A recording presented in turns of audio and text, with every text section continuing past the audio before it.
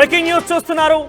ఓటమి తర్వాత జగన్ తీవ్ర వ్యాఖ్యలు చేసినట్టు తెలుస్తోంది. కానీ ఈ విషయం ఆలస్యంగా వెలుగులోకి వచ్చింది.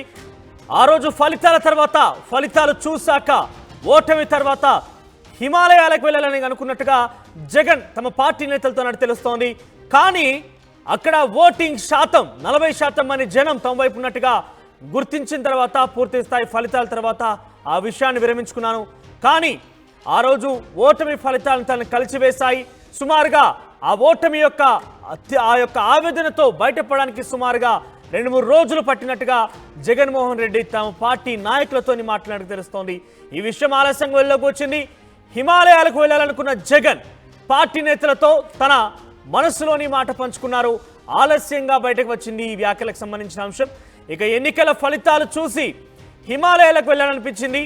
కానీ 40% ఓట్లు చూసి ఆగిపోయానని వైఎస్ జగన్మోహన్ రెడ్డి ఆయన తమ పార్టీ నేతలతో మాట్లాడిన సందర్భంలో చెప్పారట.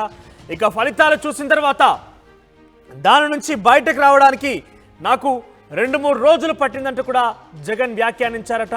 ఇక 40% మంది తమ వైపు ఉన్నందు కారణంగానే కనీసం వారి కోసమైనా నేను నిలబడాలి, వారి కోసమైనా మాట్లాడాలి, వారి కోసమైనా పోరాడాలని ఒక ఉద్దేశంతోనే నేను ఈరోజు తిరిగి ఇక్కడే ఉన్నాను, మీ ముందు ఈ రకంగా ఉన్నా. లేదంటే హిమాలయాలకు వెళ్ళిపోయేవాడిని ఆ ఓటమి ఫలితాలు తనని కలిచివేశాయంటూ కూడా జగన్మోహన్ రెడ్డి మాట్లాడిన పరిస్థితి.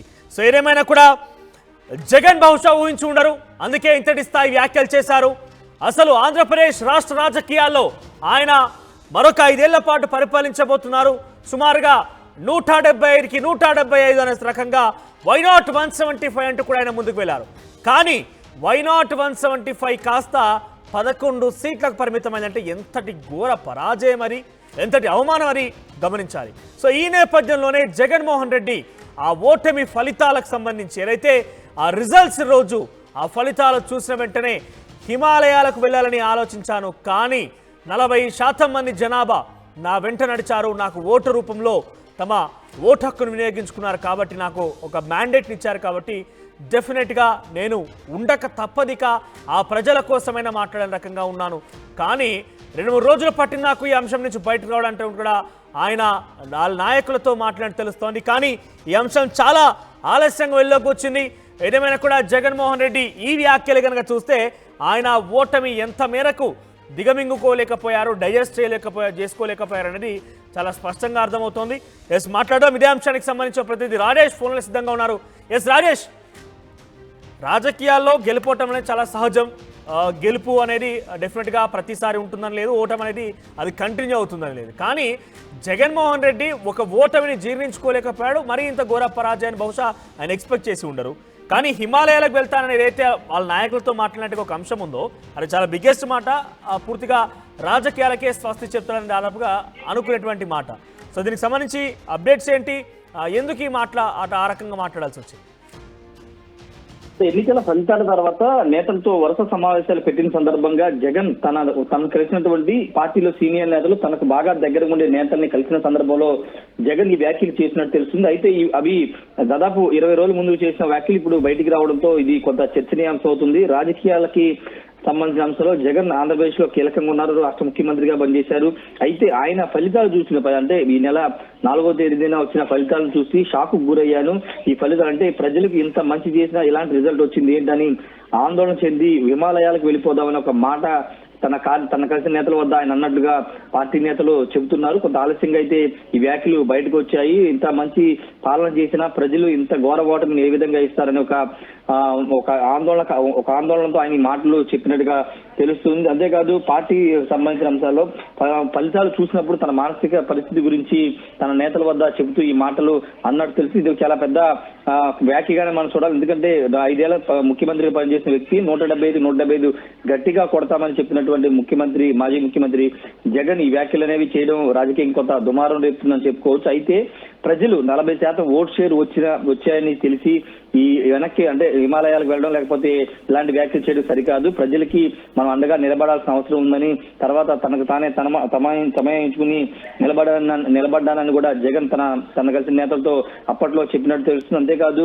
కార్యకర్తలు మనకు అండగా ఉన్నారు కాబట్టి వాళ్ళకు కూడా అండగా ఉండాల్సిన అవసరం ఉందని నేతల వద్ద ఆయన ప్రస్తావించారు.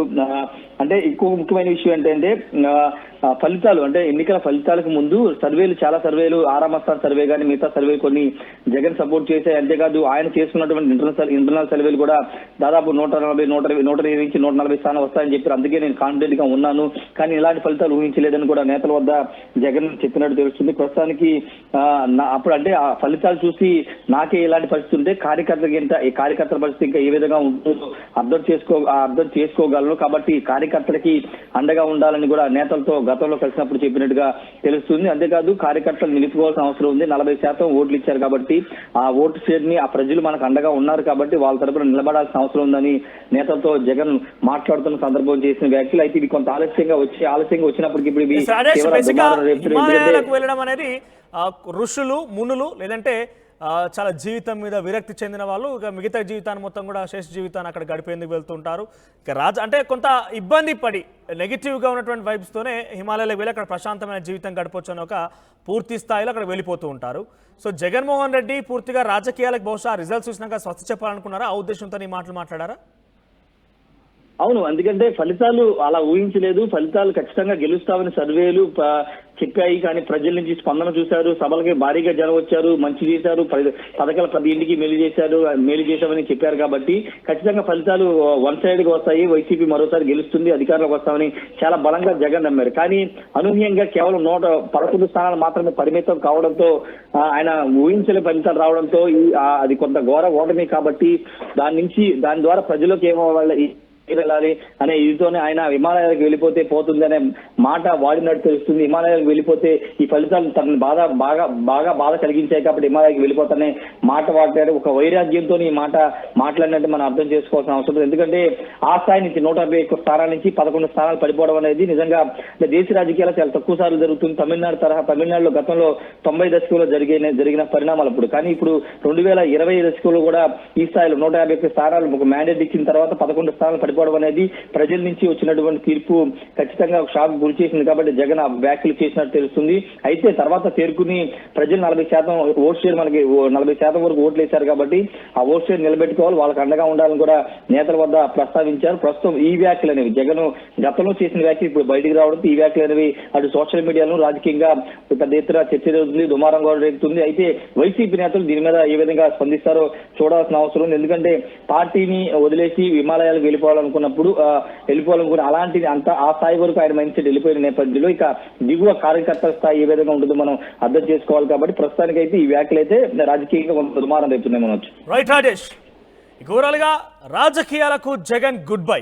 ఇది నేను చెప్తున్న మాట కాదే, స్వయంగా ఆయనే అనుకొని తమ పార్టీ నాయకులతో ముచ్చటించారట. బేసిక్గా హిమాలయాలకు ఋషులు మునులు తర్వాత జీవితం మీద కొంత విరక్తి చెంది ప్రశాంతంగా ఉండేందుకు తమ శేష జీవితాన్ని గడిపేందుకు హిమాలయాలకు వెళ్తుంటారు. సో ఓటమి ఆ రోజు ఫలితాల తర్వాత ఫలితాలు చూస్తున్న నేపథ్యంలో తాను సైతం హిమాలయాలకు వెళ్ళాలనుకున్నాడనే ఒక మాట జగన్మోహన్ రెడ్డి తమ పార్టీ నాయకులతో ఆ రోజు చర్చించినప్పుడు మాట్లాడినట్టుగా తెలుస్తోంది. సో హిమాలయాలకు వెళ్ళాలనిపించింది. ఇన్ఫ్యాక్ట్ కానీ 40% ఓటింగ్ షేర్ తమకు కూడా వచ్చినందున ఆ 40% జనం కోసమైనా మాట్లాడాలి, పోరాడాలి, ప్రశ్నించాలి కాబట్టి ఇక్కడ ఉన్నాను. కానీ ఏదేమైనా ఈ ఓటమి నుంచి తనని బయటపడడానికి 2-3 రోజుల సమయం పట్టిందంటూ కూడా కొంత ఆయన మాట్లాడి తెలుస్తోంది. ఈ విషయం చాలా ఆలస్యంగా వెళ్ళలోకి వచ్చింది. సో హిమాలయాలకు వెళ్ళాలనుకున్నాను ఒక మాట సర్వత్రా చర్చనీయాంశం అవుతుంది. అంటే జగన్మోహన్ రెడ్డిని ఓటమి ఎంతటి స్థాయిలో ఆయన కలిసివేసి ఎంతటి స్థాయిలో ఆయన ఎమోషన్ గురి చేసిందని చాలా స్పష్టంగా ఈ మాటతో అర్థం చేసుకోవచ్చు. మరి ఈ మాటకు సంబంధించి ఆంధ్రప్రదేశ్ రాష్ట్ర ప్రజానీకంగా మీరేమనుకుంటున్నారు? జగన్మోహన్ రెడ్డి హిమాలయాలకు వెళ్ళాలనుకున్నాను కానీ 40% ప్రజలు మన వెంట ఉన్నారని ఆగిపోయానంటే ఈ యొక్క మాట చాలా ఆలస్యంగా వెళ్ళలోకి వచ్చింది. దీనిపైన మీ అభిప్రాయం ఏంటి? జగన్మోహన్ రెడ్డి అంతటి స్థాయిలో ఆలోచన చేశారు, పూర్తిగా రాజకీయాలకే గుడ్ బై చెప్పాలనుకున్నారంటే ఎంతటి స్థాయిలో తీవ్ర మనస్తాపానికి గురయ్యారో ఒకసారి మీరు ఈ వ్యాఖ్యకు సంబంధించి ఏమంటారు? జగన్మోహన్ రెడ్డి హిమాలయాలకు వెళ్ళాలనుకున్నాడట, మీ ఒపీనియన్ ఏంటి? కామెంట్ రూపంలో తెలియజేసే ప్రయత్నం చేయండి.